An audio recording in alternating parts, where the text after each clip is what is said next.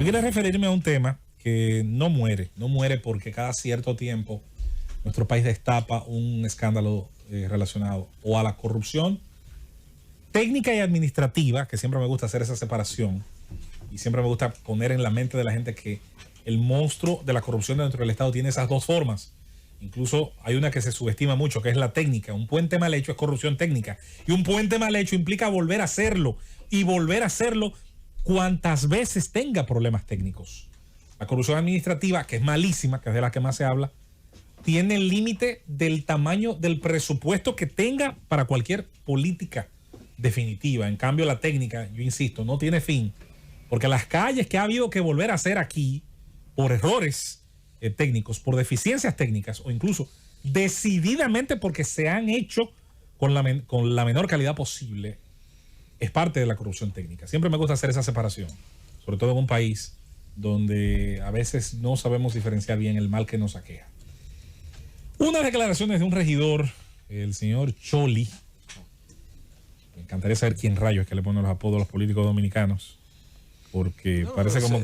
Pariente de Cholitín, hay un Cholitín. Sí, eso digo, pero como que como que la creatividad se le está acabando. Le pusieron quizás le pusieron el apodo antes de ser político, y por eso cuando viene a ver, yo veo como que hay más creatividad en el mundo delincuencial, los apodos son más variados. Sí, no se repiten tanto. Sí, bajito aquello, no sé qué cosa. En todo caso, el abusador. Y bromas aparte. Este señor, Leonte Torres, va a un programa, hace unas declaraciones. Y esas declaraciones se podrían resumir en que los políticos llegan al poder para buscar dinero, de cualquier manera.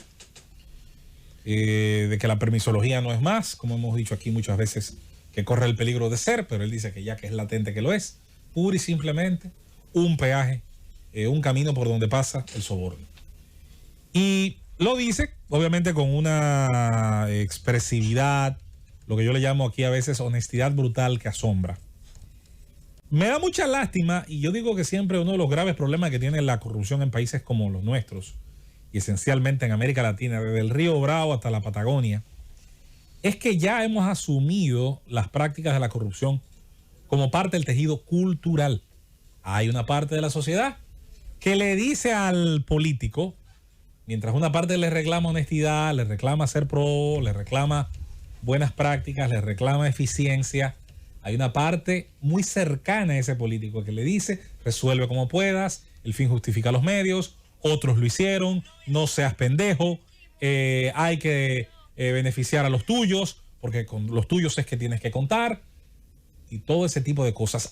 Incluso se ha escuchado alguna vez alrededor de los políticos la expresión, si no lo haces, como quiera te van a acusar de que lo hiciste. Es decir, no importa si lo haces o no, en el sentido de que la gente cree que todos los políticos son ladrones, lo cual está mal, y yo siempre ahí le doy una parte de la razón a Rodríguez Pimentel cuando combate el tema de la antipolítica. La antipolítica no es la solución a la mala política. La mala política se resuelve con buena política. Y ahí entran varias cosas, no solo la preparación, vocación y el mensaje de los políticos. Ahí entra la sociedad también a jugar su rol, que muchas veces no lo ha jugado. Porque cuando usted vota por esto, usted obtiene esto. Eso es importante que se sepa, de ahí que yo no soy muy amigo de las inercias electorales. No me gustan las olas. Las olas barren con lo bueno y con lo malo y terminan a veces en el nombre de un buen presidente, en el nombre de una buena candidatura presidencial, en el nombre de un rechazo a un gobierno y a una candidatura a veces continuista. Muchas veces terminan trayendo gente que pura y simplemente es la continuación de lo que en teoría rechazamos. Por eso cada caso se tiene que analizar de manera distinta. Yo recuerdo haber enarbolado algunos discursos relacionados a la fractura del voto. Usted tiene todo el derecho del mundo al que le asiste a en cada fase municipal, congresual, presidencial, votar por quien a usted le dé la gana. Por eso hemos defendido aquí con uñas y dientes la idea de que no nos gustaba la idea de que existiera ninguna figura legal que atara un voto a otro. Que si se podía votar por un regidor distinto, un alcalde distinto, un diputado distinto, un senador distinto y lo que fuese que saliera, eso era necesario para ser verdaderamente independiente y soberano. El voto, que es el momento donde usted puede no solo premiar lo que le gusta, el voto es muchas cosas a la vez. El voto también es un ajuste de cuentas con quien a usted le falló, con quien a usted lo que le prometió no le cumplió. De manera que hay un papel que la sociedad tiene que jugar cuando ve estas cosas y decidir a quién premia o no con ese puesto. Me resulta muy llamativo también, y esto me apena más todavía, ver a políticos de oficio y en actividad diciendo que este señor no dijo nada censurable porque dijo la verdad. Bueno, pues ¿saben qué? En muchas partes del mundo hay una verdad violenta de gente que muere, que es secuestrada, que es acribillada en intercambios de pandillas, de maras en Centroamérica, de cárteles del narcotráfico en algunas partes del mundo. Y sin embargo, esa verdad no necesariamente hace aceptable ni justificable el problema de la violencia en esas naciones. Es lo contrario. Se ha convertido en el meollo del asunto. Toda política que se hace en El Salvador, o en Honduras, en toda esa tríada de la violencia centroamericana, y ni hablar en México, por ejemplo, se hace alrededor de ese tema. Aunque luego quizás no pase nada en la práctica, pero al menos tienen que haber postulados de cómo se va a enfrentar el problema. Entonces, en nuestra nación, pretender bajarle la gravedad de esas expresiones, en el sentido de que lo que hay que aplaudir es que este hombre es honesto. No me diga. Mire, yo no soy muy amigo de la corrección política. Todo el mundo sabe que no me gusta la idea de vivir tapando verdades para que suenen bien. Yo creo que todo tiene un tratamiento. El hombre, el ser humano, no está preparado para todo el tiempo oír la verdad cruda. Muchas cosas le harían daño a sus oídos y por eso el hombre aprende, hablo del hombre como género humano, aprende a ir endulzando las cosas, dándole un borde más redondo, más resiliente, más capaz de no ofender. Eso está bien, eso no está mal. Ahora, la idea de encontrarle a todo una justificación a mí me asusta a veces. Y cuando este tipo de deslenguados y este tipo de gente sale a decir estas barbaridades, como pasó una vez con un señor que era diputado en Puerto Plata que terminó convirtiéndose después en un personaje de la televisión de entretenimiento, lo cual no lo veo mal. Yo le aplaudo a todo el mundo la idea de que pueda triunfar en cuantos campos se proponga. Eso está muy bien. Pero la idea de que a partir de decir cosas como esa, no, yo soy diputado, pero soy el que manda en la provincia. No, yo no puedo caer preso por... El querido era... El querido. Una vez llamamos aquí, tuvimos un buen juego de voleibol semántico. El querido. Ese tipo de situaciones no puede pura y simplemente terminar pasando como si ya. Con esto no estamos diciendo que no tiene el señor Leonte el chance de defenderse, de decir que se estaba insinuando prácticas, él no las ha cometido. Eso podría perfectamente demostrarse en diversas formas.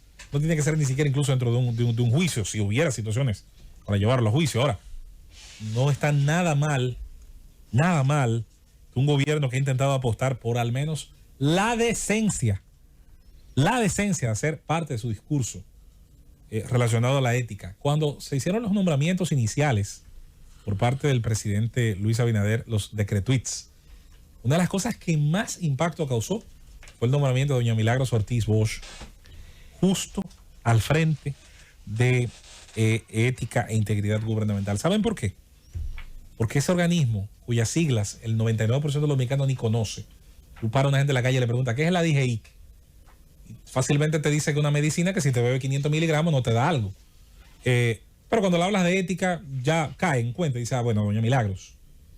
Y es darle algún tipo de valor a lo que tiene que ver con el control dentro de la actividad gubernamental, dentro de la actividad política en cualquiera de sus formas y sus fases, dar algún tipo de control. El otro elemento es, y ya para concluir, me preocupa mucho lo que los partidos se han ido convirtiendo.